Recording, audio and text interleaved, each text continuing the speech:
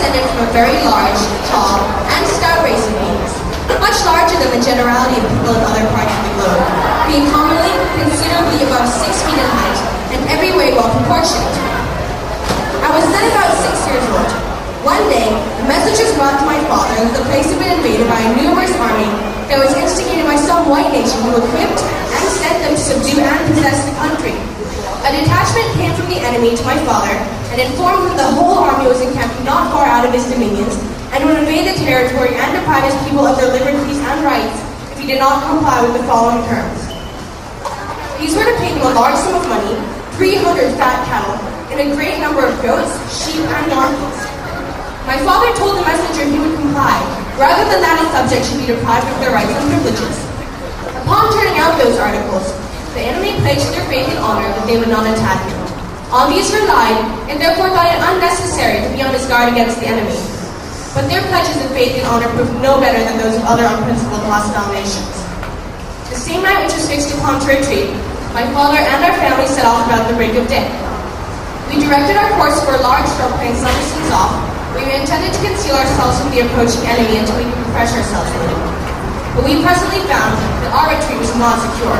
The enemy, who happened to be encamped a little distance off, had sent out a scouting party who discovered us by the smoke of the fire we had made. As soon as we had finished eating, my father discovered the party and immediately began to discharge arrows at them. This was what I first saw, and it alarmed both me and my mother. Being unable to make any resistance, immediately we took ourselves to the tall, thick reeds not far off. It then came to us in the reeds. The very first salute I had from them was a violent blow on the back part of the head with the fore part of the gun, and at the same time a grasp around the neck. I then had a rope put about my neck, and was immediately led to my father, who was likewise pinioned and haltered for meeting. In this condition, we were all led to camp. My mother and myself had tolerable treatment from the enemy, while my father was closely interrogated respecting his money, which they knew he must have. But as he gave them no account of it, he was instantly cut and pounded on his body with great inhumanity. All this availed not in the least to make him give up his money, but he despised all the tortures until the continued exercise and increase of torment obliged him to sink and expire. He thus died without informing his enemies where his money lay. I saw him while he was thus tortured to death. The shocking scene is to this day fresh in my mind, and I have often been overcome while thinking on it. He was a man of remarkable stature, strength, and resolution. He was affable, kind, and gentle, ruling with equity and moderation. After destroying the old prince, the enemy decamped and immediately marched towards the sea. On the march, prisoners were treated with clemency, on account of their being submissive and humble.